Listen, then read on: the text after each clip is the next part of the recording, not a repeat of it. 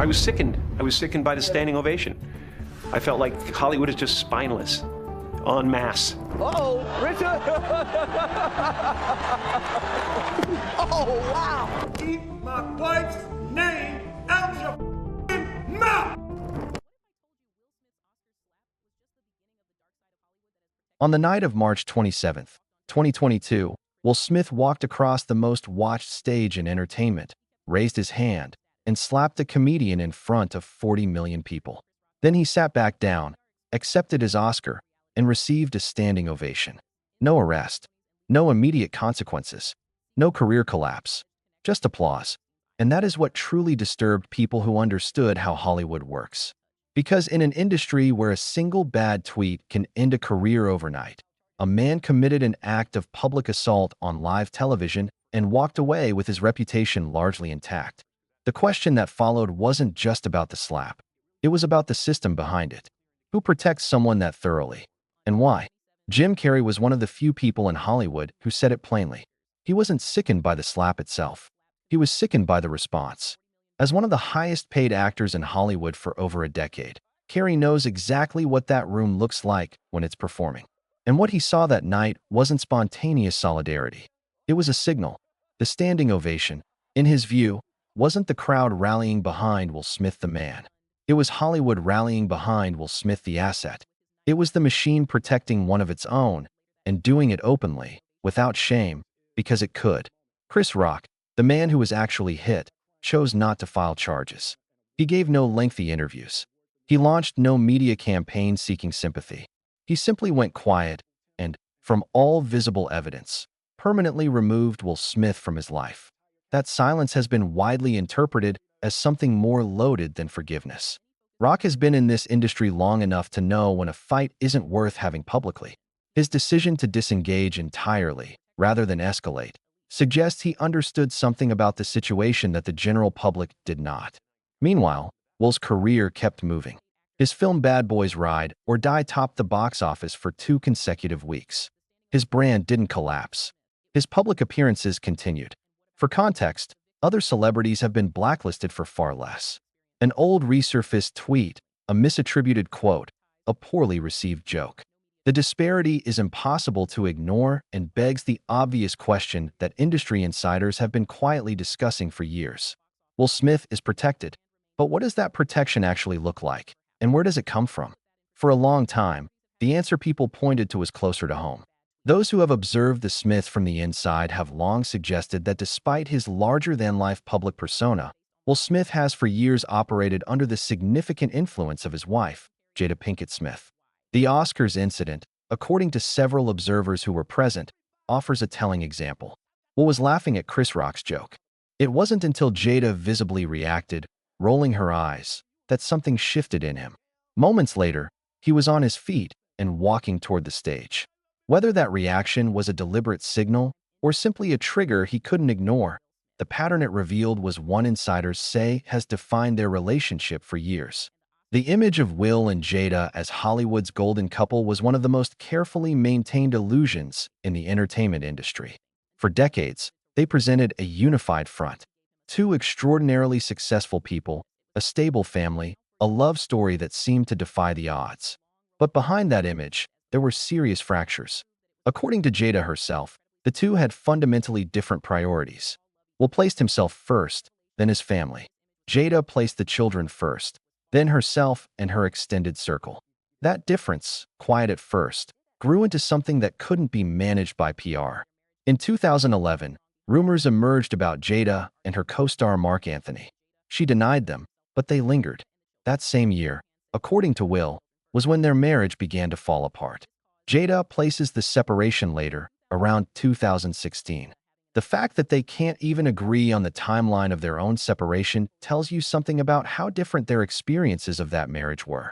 One of the most revealing moments came around Jada's 40th birthday. Will had spent 3 years planning an elaborate celebration, a documentary tracing her family history, live performances from major artists, a deeply personal tribute.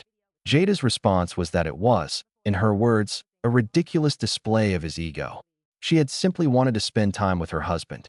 The disconnect between what he gave and what she wanted wasn't just about a party. It was a metaphor for everything that had gone wrong between them. Then came August Alsina. In 2020, the singer publicly revealed he had been in a relationship with Jada during her separation from Will, noting that Will had given this situation his blessing. When confronted about it on her own Red Table Talk, Jada confirmed the relationship but referred to it, notably, as an entanglement.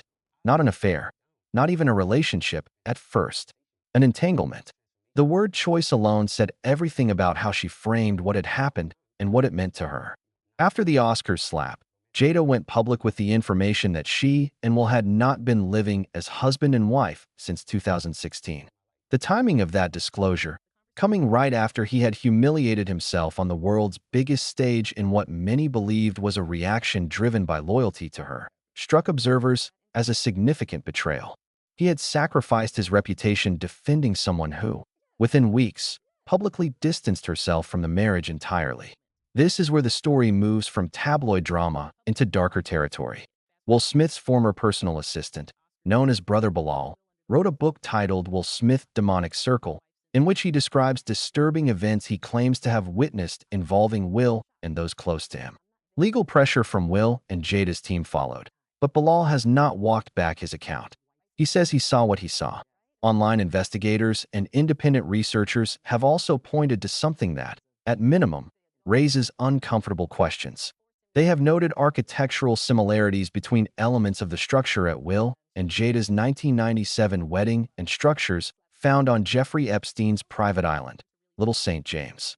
Whether those similarities amount to anything meaningful is debated, but the comparisons have circulated widely enough that they can't simply be dismissed without examination.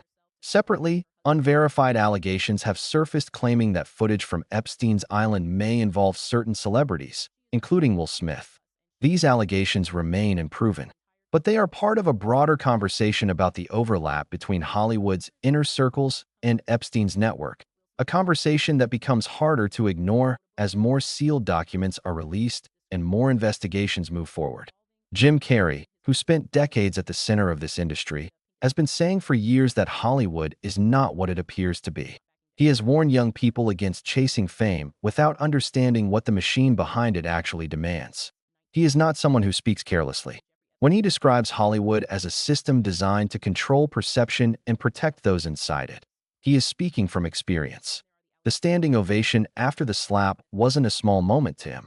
It was the system showing its face in public, briefly, before putting it back on. What we are looking at is not a single scandal. It is a pattern. Brother Bilal's testimony, the architectural comparisons, the allegations tied to Epstein and to Diddy's parties, the way Will Smith's career survived something that would have ended anyone else's, the way Chris Rock went silent rather than fight publicly, the way Jada walked away untouched while Will absorbed all of the damage. Each of these pieces, taken alone, might mean nothing.